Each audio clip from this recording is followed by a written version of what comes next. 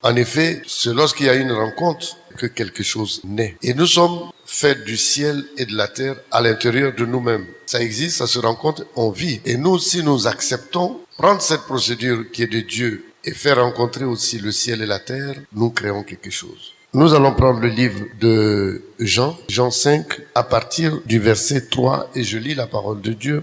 Même à partir du verset 1, on peut le lire. Après cela, il y a eu une fête des Juifs et Jésus monta à Jérusalem. Or, à Jérusalem, près de la porte des brebis, il y a une piscine qui s'appelle en hébreu Bethesda, qui a 5 portiques. Sous ces portiques étaient couchés de nombreux malades. Mais vous allez voir que ces malades sont typés. C'est des malades qui ont un problème locomoteur, c'est-à-dire que soit ils marchent pas bien en général, et puis ils voient pas bien. La Bible nous dit qu'il y avait des aveugles, des boiteux, des paralytiques qui attendaient le mouvement de l'eau. Nous allons voir ça après, car un ange descendait de temps en temps dans la piscine et agitait l'eau. Et celui qui descendait le premier, après que l'eau avait été agitée, était guéri, quelle que fût sa maladie. Verset 5, là se trouvait un homme malade depuis 38 ans. Donc ça fait 2 tableaux. Il y a un tableau où on a la piscine et un ange descend de temps en temps. Et quand il descend, les malades sont guéris. Amen. Donc la guérison dépendait de la visite de l'ange qui venait de temps en temps. Mais il y a un second tableau qui va nous parler de guérison. Mais guérison à travers la rencontre de Dieu lui-même et du malade. La Bible dit, Jésus l'ayant vu coucher et sachant qu'il était malade depuis longtemps, lui dit, veux-tu être guéri? Ça nous interpelle pour nous dire, on peut utiliser plusieurs méthodes pour trouver des solutions pour nos complications, nos blocages, nos vies. Mais le jour que tu vas rencontrer Jésus-Christ de Nazareth, tu seras réellement libre, réellement béni, réellement sauvé, réellement enrichi. Et cette année-là, la bénédiction descend dans ta vie parce que tu vas le rencontrer. Donc, si tu rencontres Dieu, ton problème est résolu. Et je prophétise dans la vie d'une personne que cette année-là, c'est le jour, c'est l'année de la rencontre entre toi et Dieu. Reçois cette parole et ça va se passer cette année-là. Longtemps tu entendais le moment, mais ça va se passer cette année. Donc, si ça doit se passer cette année, il faudrait que tu crées l'environnement propice à cette rencontre. Alors il a demandé au malade, veux-tu être guéri? Cette phrase, je vais vous l'expliquer parce que elle est très simple. En fait, Dieu nous a créés pour nous donner un pouvoir. Amen. Il a posé la question parce que la solution se trouve en cet homme qui est malade. La solution de ton problème se trouve en toi. Qui peut créer un appareil, ne pas mettre toutes les conditions de fonctionnement là-dedans? C'est impossiblement impossible. Si Dieu t'a créé, la solution de ton avancement, de ta bénédiction, de ta grandeur, de ton nom nouveau se trouve en toi-même. Quelqu'un va se lever ce matin et dire, je suis réveillé. Oui. Je suis réveillé. C'est la vérité. Comment Dieu va demander à un malade, veux-tu être guéri? Est-ce que c'est une question à poser? Est-ce qu'on peut poser ce genre de questions? Non, réfléchissons un peu. Jésus, il est intelligent. Il vient trouver quelqu'un qui est malade depuis 38 ans et il lui dit, veux-tu toi être guéri? Mais pourquoi il va lui poser cette question? C'est pas possible. Si le malade est là, c'est parce qu'il veut être guéri. Mais pourquoi il lui pose la question? Oui, il y a des jours où on doit vraiment réfléchir. Et la parole de Dieu nous amène à la réflexion. Parce que nous avons toutes les capacités en nous. On a les capacités en nous. Et nous, Dieu nous dit, mon peuple est détruit, périt, faute de connaissance. Et il va donner la connaissance à cet homme-là. Comme ce matin, je me tiens là pour te donner une connaissance. À savoir, ce premier jour de l'année, Dieu est en train de parler à quelqu'un. Ne sommeille pas, mais réveille-toi. Ton Dieu te dit aujourd'hui, l'année est pour toi, mais ton potentiel est en toi. Les possibilités sont en toi. Parce que toi, tu es le fils de Dieu. Tu es un petit Dieu. C'est ce que tu vas vouloir cette année-là qui va apparaître à l'existence dans ton existence. Alléluia.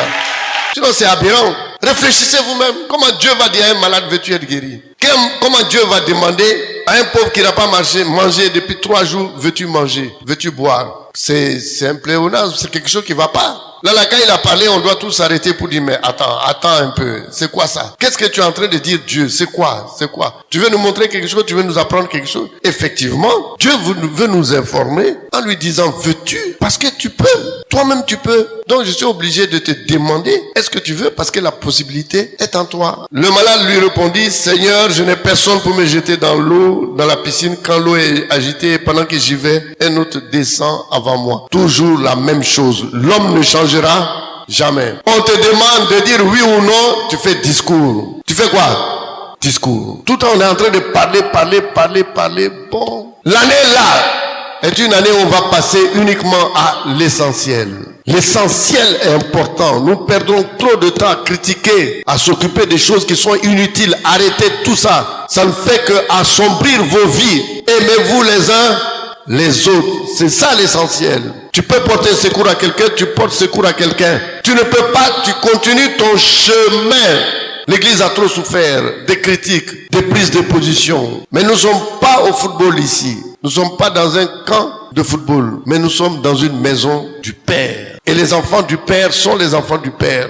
Tel que le Père aime les enfants doivent s'aimer les uns les autres. Jésus est venu sur cette terre par amour et il a vu un malade et il a eu compassion. Et s'il a eu compassion, c'est qu'il n'a pas accepté la position dans laquelle le malade s'est présenté à lui. Si tu es dans la pauvreté, Dieu n'est pas content. Si tu es dans la maladie, que tu te présentes à lui, il n'est pas content. Mais pourquoi tu n'es pas guéri? Pourquoi tu n'as pas d'argent? Je te dis aujourd'hui, c'est une question de méthode. C'est une question de procédure simple qui met ici à notre disposition à travers la Bible que nous devons respecter. Si tu ne respectes pas une procédure, ça peut pas aller. Si tu vas pas s'aimer dans le champ, tu vas pas manger le mil. C'est une procédure. Il faut que quelqu'un s'aime pour que toi tu puisses manger.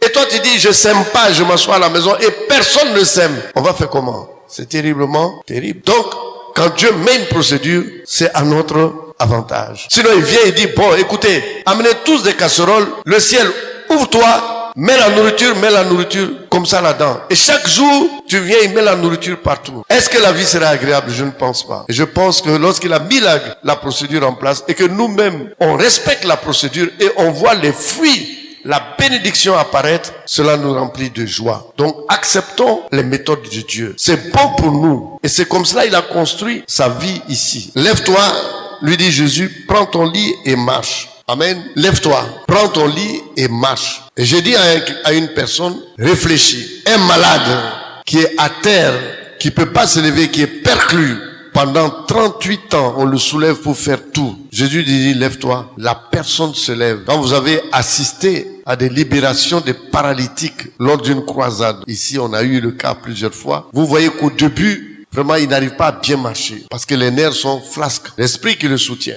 Amen. C'est après, petit à petit, qu'il commence à se remettre. Mais imagine que quelqu'un qui est perclus, Jésus lui dit, lève-toi, il se lève. Même une personne normale, prends ton lit. Prends ton lit. À plus forte raison, il est malade. Il n'a pas de force. Mais Jésus lui impose de prendre son lit. À l'instant même, on réfléchit. On dit non. Deuxième point, c'est pas normal ça encore. Dieu peut pas dire à un malade, même s'il a guéri, de prendre des lits. Nous tous, nous savons que les lits pèsent, et surtout les anciens lits, Amen, étaient sûrement faits de bois lourd. Et comment il va prendre? Mais Jésus lui dit, prends ton lit et marche, c'est-à-dire mets-toi en activité. C'est à nous de voir tout de suite et de réfléchir que le lit doit représenter quelque chose d'important dans la vie de ce monsieur. Et son problème, c'est pas le fait de se lever. Non! Son problème, c'est de pouvoir lui donner une solution définitive. Marcher veut dire être en activité. Donc c'est quelque chose qui va le mettre en activité. Il lui donne ça. Il dit, prends ton lit là et marche. Donc le lit, amen, est un moyen important pour lui. Pour que tu te trouves pas dans cette situation, prends ton lit et marche. Nous avons la grâce d'avoir la révélation de la prière du lit. C'est une révélation importante parce que lorsque tu pratiques la prière du lit, tu rapproches le ciel et la terre. Et cette rencontre doit être bénéfique pour toi. Nous sommes dans deux plans parallèles, mais il faudrait obligatoirement que la terre qui est informe avec trop de problèmes reçoive la dimension de libération qui est le ciel. Et quand tu dors la nuit, amen, tu te rends compte que tu existes physiquement et tu existes aussi spirituellement. Seulement en dormant, Les forces qui vont t'amener à t'opposer à l'esprit baissent. Et c'est la partie spirituelle qui se met en marche. Dieu a donné à l'homme le jour pour avoir de la vigueur, travailler pour se nourrir. Et il a donné à l'homme la nuit pour se reposer, afin que sa deuxième partie qui est l'esprit se mette en marche. Il faut le comprendre. Mais tout est conçu d'abord spirituellement avant d'être visible. Ça aussi, il faut le comprendre. Donc si tout est conçu d'abord spirituellement, sur le plan esprit d'abord, avant de penser, de passer à la forme physique, nous devons réfléchir. Et en réfléchissant, on verra qu'effectivement, une bonne partie de la nuit d'un homme se passe sur le lit. C'est sur le lit il est couché et c'est sur le lit que les choses spirituelles se fassent. Donc il est important pour Dieu de nous dire, voici un moyen qui va te dire, te rappeler que tu dois te mettre au repos physiquement afin que ta partie spirituelle fonctionne. Maintenant, quand tu es sur le lit, il est question que tu reçoives la sainteté ce jour-là. Dieu est disposé de s'approcher de toi, mais il faut que tu reçoives la partie spirituelle. Et la Bible dit que c'est celui-là même qui est mort qui est libre du péché. Ainsi, avant d'aller dormir, on vous demande de confesser vos péchés, de faire la repentance, de vous laver dans le sang de Jésus, en fait d'enlever la souillure sur vous, tout ce qui ne va pas sur vous, pour que ce qui s'est passé aujourd'hui où Jésus va s'approcher de vous, avoir la compassion, cette scène se passe réellement. Ainsi, quand tu respectes les procédures de la prière du lit et que tu te couches et que tu t'es purifié, Dieu s'approche de toi et l'échange va se passer. Pendant que tu es là, tu finis ta repentance, tu vas présenter tes requêtes à Dieu. Ces requêtes seront enregistrées dans ta conscience. Amen. Et quand Dieu te visite, il voit exactement de quoi il s'agit. La Bible dit que le lit est normalement collé au paralytique. Prends ton lit et marche. Aujourd'hui, lorsqu'on revient du travail, on est sur le lit. C'est du lit, on s'en va au travail. C'est dans le lit, on se repose. C'est dans le lit, on s'accouple pour avoir des enfants. Et le jour de la mort, on t'expose sur un lit. Donc le lit est collé à l'homme. Collé à l'homme. Amen. Le lit a été donné à l'homme comme un moyen pour toucher le ciel. Là, on doit le comprendre tel. Si on le comprend, on voit que Dieu met les procédures en place pour nous, en fait de s'approcher de nous, en fait de nous bénir. En étudiant la question du lit, on prend vraiment conscience de beaucoup de choses. On prend conscience d'abord que nous sommes souillés le soir quand on dort au lit. Et quand tu es souillé, le diable, lui, vient, il t'attaque, les sorciers t'attaquent, les maris de nuit t'attaquent. Mais quand tu fais la prière du lit, les sorciers s'éloignent de toi. Les maris de nuit et les femmes de nuit s'éloignent de toi. Et tu vois que cela a une incidence terrible sur ta vie active. Tu commences à avancer dans les choses. Dans ton mariage, ça tient. Au travail, ça tient. Si tu es chômeur, tu vas trouver du travail. L'argent rentre dans la maison. Tu as moins de blocages et d'échecs dans ta vie parce que tout se prépare sur le plan esprit. Le diable aussi prépare tout, ton échec. Les attaques qu'il va faire dans ta vie, il le fait la nuit. Et le jour, il vient voir les résultats. Mais si toi, tu t'es préparé la nuit à contrer tout cela avec la prière du lit, le matin, quand il vient te trouver, il te trouve en train de chanter des cantiques de louange. Parce que la victoire sera toujours ton partage. Ainsi, Jésus nous a donné quelque chose d'extraordinaire. Il nous a parlé. À nous de comprendre ce qu'il veut nous dire et d'accepter les procédures. C'est le premier culte. J'insiste sur la prière du lit. C'est vrai qu'il faut être baptisé. C'est vrai qu'il faut prendre le vœu de chasteté avant de le pratiquer. C'est vrai aussi que notre Dieu est 3 fois saint. C'est vrai que tu dois être correct. Quand tu es très correct là-dedans, que les procédures sont bien remplies, toi-même, tu vois les conséquences.